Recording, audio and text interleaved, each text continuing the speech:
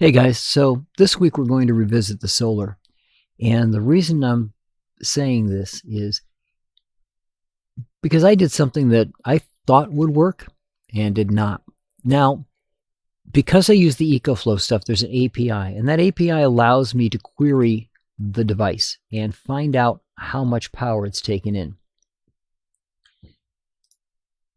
Now, they've updated the API so that it now, for the Delta Pro Ultra that I'm using, gives me what comes in through the high solar, the low powered solar, and the AC power, which is exactly what I needed for the reporting that I want to do. And that is, I want to know how much power I'm getting from my solar, but because I need to use this device, it's grabbing in power from the electrical grid as well. It's my backup, right? It's also helping to power things that I use around the house.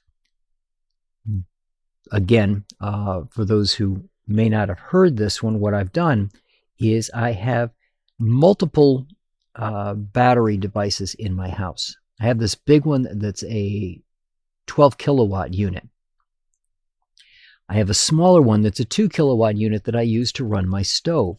So what I will do is during the summer, I have a separate line that goes out for that so that it gets its own solar power, because I've got a couple of extra panels, and the Renogy Double that I've got, my main system doesn't like it much, so I use that to help supplement my little one. I may put this up as a permanent situation, but right now in the winter, I just have my 6 regular panels out there, my 600 watters.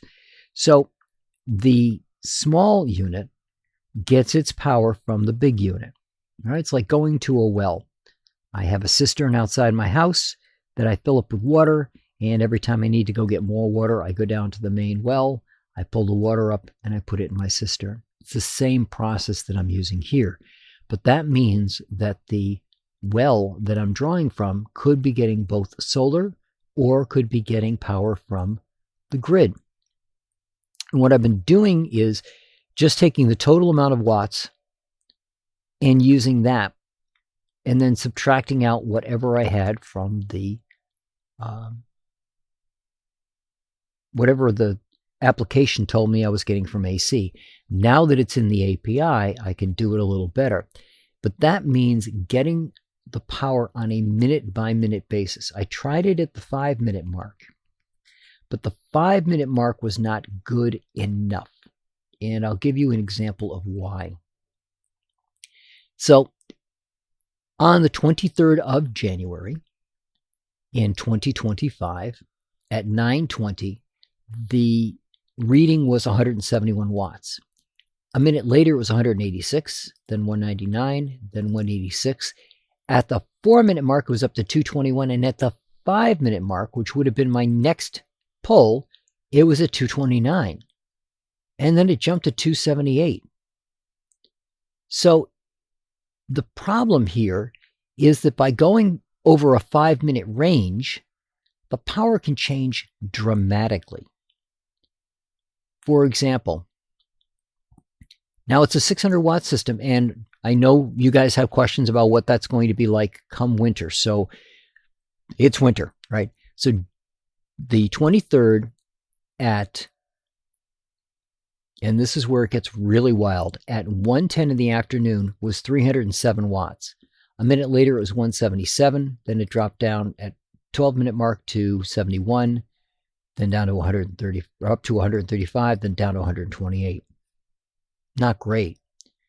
But if we go forward a little bit and we start looking at the next mark at 20 minutes, this is 1:20 in the afternoon on the 23rd of January, it was 391. It went to 471, then down to 465, then up to 469, stayed at 469, then went to 468, 467, 466, 425.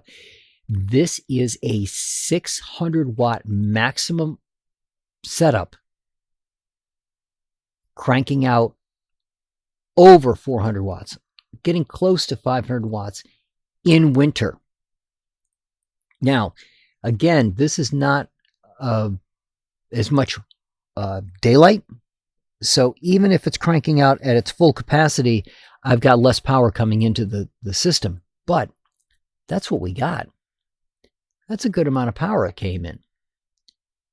All right. So overall, yesterday, according to this, I brought in 1.723 kilowatts.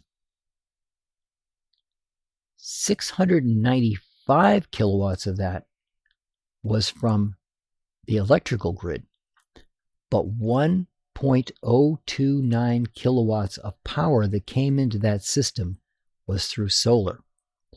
By grabbing this thing at a minute-by-minute basis, I can then see the detail. Now, I could cut it down even further, but it makes the math pretty easy. So if you're collecting the information on a minute-by-minute basis, you take whatever the number is. So in this case, let's take a look at 460. I'm going to take that 460, I'm going to divide it by 60. All right, so by doing that, I've got a minute's worth of power because all I care about is kilowatt hours. So I can't take that 460 and bring it directly out to what the power is. I have to divide it by 60, which means for that minute, even though it was 460 watts coming in, I only got just under 8 watts, 7.67 watts came into the system at that time. Now, by dividing it by 60, that's how I can get my numbers. So I take all of those numbers, divide it by 60.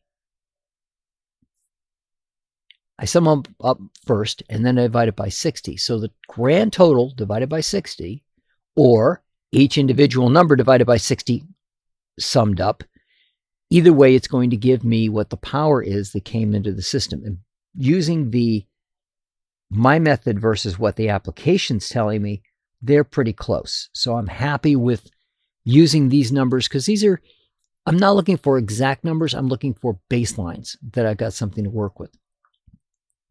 But on January 23rd, 2025 in Vermont, I was able to bring a kilowatt of power in from the sun. So I couldn't get it to work at the 5-minute mark. If I take that same set of numbers and try to divide it by 12, I was way off on my estimates because the power from the sun was fluctuating that much. It worked out much better, obviously, on the AC power because the AC power is not fluctuating, right? What the unit wants to pull in is what it wants to pull in. And until it goes down, the unit ranged a little bit, but it was usually about 1680 that it was pulling in 1.68 kilowatts that it was pulling in all the time. Now, like I said, there are some variations in there. At one point, it was all the way down when it first started at 1592, but it had just started up at that point. And when it shut out, it was at 1688, 1.688.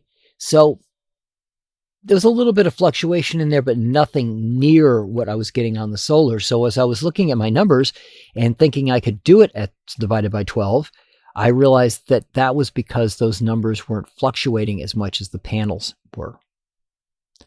And there's a ton of reasons why the panels could fluctuate. If they've got start off in the morning and they've got some snow on them, they have to melt the snow off. If they get shadow cast across some of them, they'll start to change the power output. I've got a tree that hits about 11:30, 12 o'clock, just happens to be in the right spot for about 20, 30 minutes. I lose a little bit of power, which isn't enough for me to want to take the tree down. But there's that little bit of fluctuation that happens in there. Again, the sun is lower in the winter. Trees can become more of a factor. Shadows can become more of a factor. Your panels have to be lowered to match the direction of the sun so that the sun's hitting it more square. But taking all that into account, you can generate power in the winter. And again, as I said on the previous podcast, the trick is always going to be making sure that your amount of power that you need to generate across all of your panels, you have enough panels to do that. And as you can see here, while at some points I was down into the 200s or the 100s in the power coming in, it was capable of going up into the high 4s. So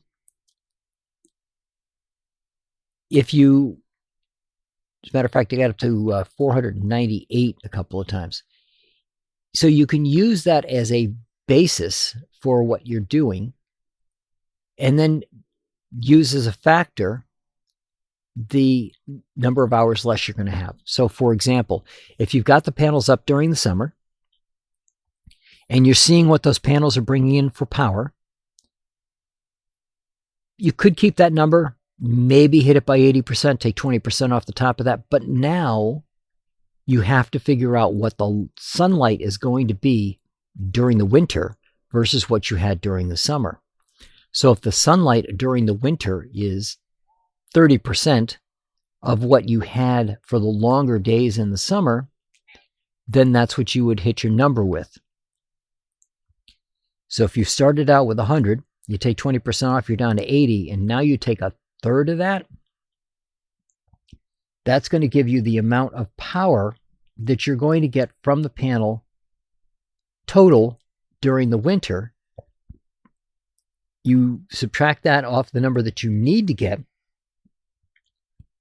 and then you have to multiply out what you've got for panels by the difference so that you can figure out what you should be getting. So if you're finding out that your panels are a third of the power that you need to get in the winter, then you've got to put 300% of your panels up. So you've got to add another 200% or another double and then add again to your number of panels. So if you have 6 panels, you want to have 18 to get the same amount of power in. Then you got to figure out what you're going to do come the summer. Because when the summer rolls around, you're going to have a lot more power coming into your system.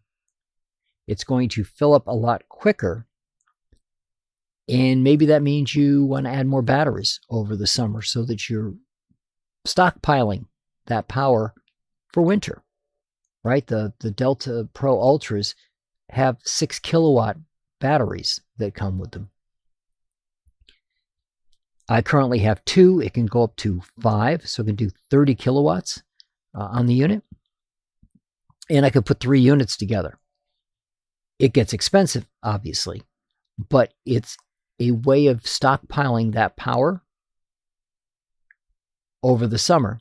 And of course, the other option is to use that power for more things over the summer so that you're taking advantage of all the extra sunlight coming in and then cutting back over the winter with what you're using your solar power for. So that's what I got for you guys this week, and I will talk to you all next week.